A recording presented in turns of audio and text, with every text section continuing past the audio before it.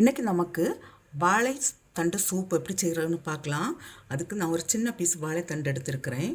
இதை இப்போது இப்படி சின்ன சின்னதாக கட் பண்ணி எடுக்கலாம் ரவுண்டாக. அப்படி கட் பண்ணி எடுக்கும்போது அதில் நார் வரும், அது நமக்கு வேண்டாம், எடுத்துடலாம்.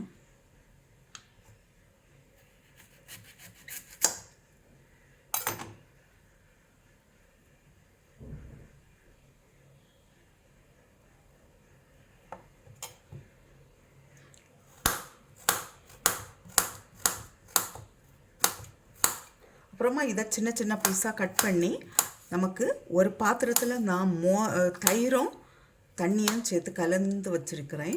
இதில் போட்டு வைக்கலாம், இது கருப்பாகாமல் இருக்கிறதுக்காக. இது போல் எல்லாமே கட் பண்ணிவிட்டு பார்க்கலாம். இப்போ நான் அந்த வாழைத்தண்டை கட் பண்ணிட்டேன். இப்போ ஒரு சின்ன குச்சி எடுத்து இது போல் இப்படியே நம்ம கறக்கி விட்டோன்னா அந்த நூல் நூல் போல் இருக்கிற இதெல்லாம் வந்துடும்.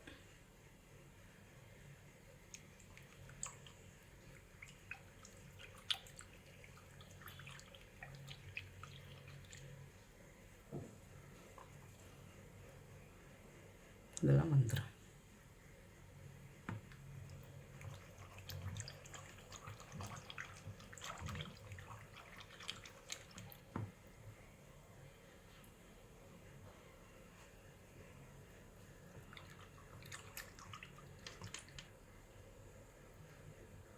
சூப்பு செய்கிறதுக்கு தேவையான பொருட்கள் என்னன்னு பார்க்கலாம்.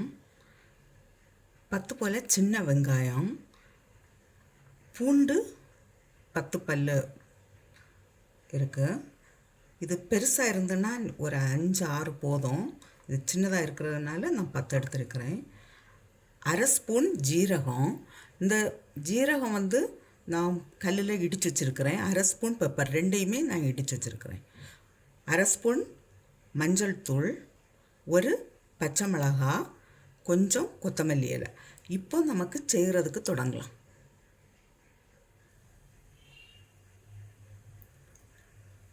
இப்போ ஒரு பேன் வச்சு அதில் கொஞ்சமாக பட்டர் போடுறேன். 1 ஸ்பூன் இருக்கும்.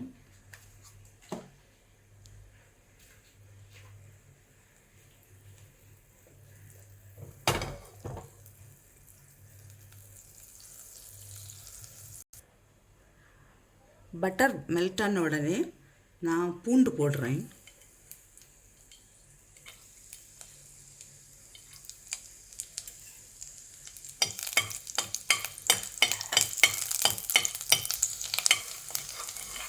இப்போ வெங்காயம் போடுறேன்.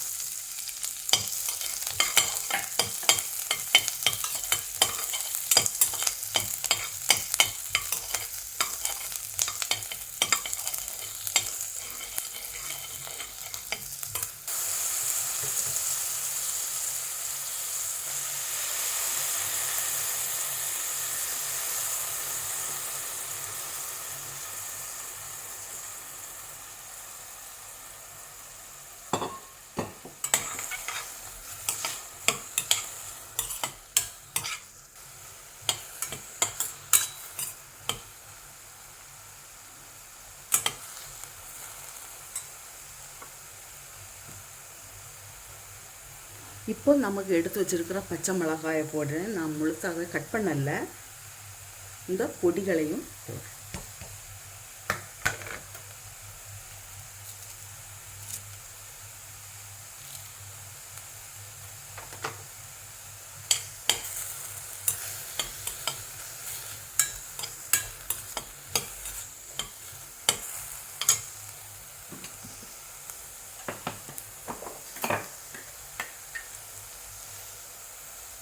கொஞ்சமாக சால்ட் போடுறேன்.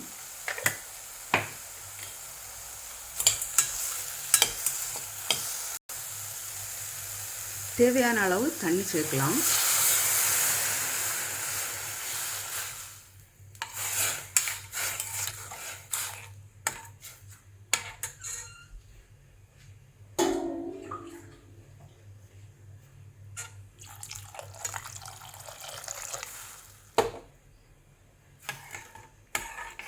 நான் இதில் ஒரு 5 கிளாஸ் தண்ணி விட்டுருக்குறேன்.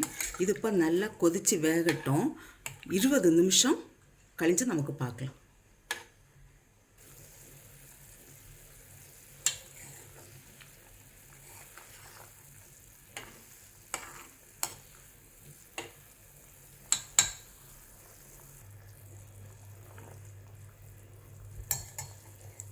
இப்போ இந்த வாழைத்தண்டு நல்லா வெந்தாச்சு.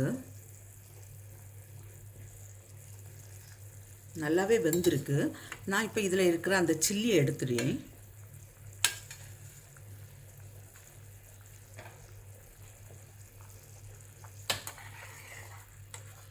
இதில் கொஞ்சமாக நான் மிக்சியில் அரைக்கணும். ஆறுன பிறகு இதை அரைக்கலாம். நான் கொஞ்சம் அரைச்செடுக்கிறேன்.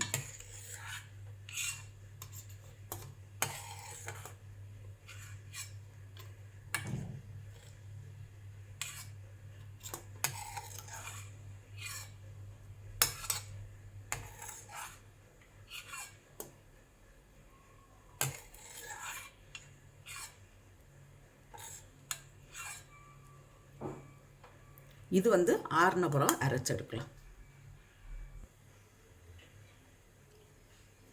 இப்போ மிக்சியில் அரைச்சதையும் போடலாம்.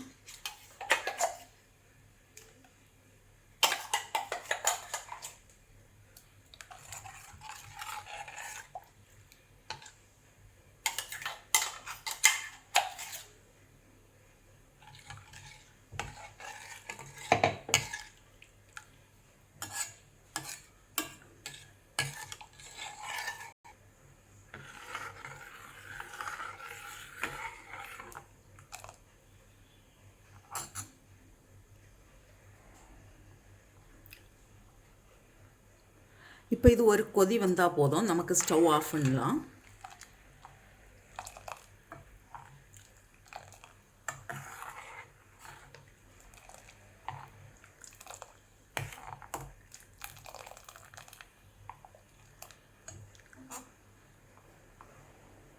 நான் இப்போ கொஞ்சம் மல்லி இலை தூவுறேன்.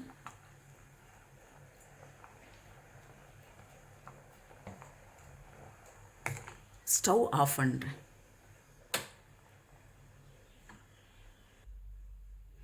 ஒரு ஹெல்த்தியான வாழைத்தண்டு சூப் ரெடியாக இருக்குது. இதே போல் நீங்களும் செய்து பாருங்கள். செய்து பார்த்து உங்களுடைய கருத்துக்களை தெரிவிங்க. உங்களுக்கு இந்த சமையல் பிடிச்சிருக்குன்னா சப்ஸ்கிரைப் பண்ணுங்கள். உங்களுடைய ஃப்ரெண்ட்ஸுக்கு ஷேர் பண்ணுங்கள்.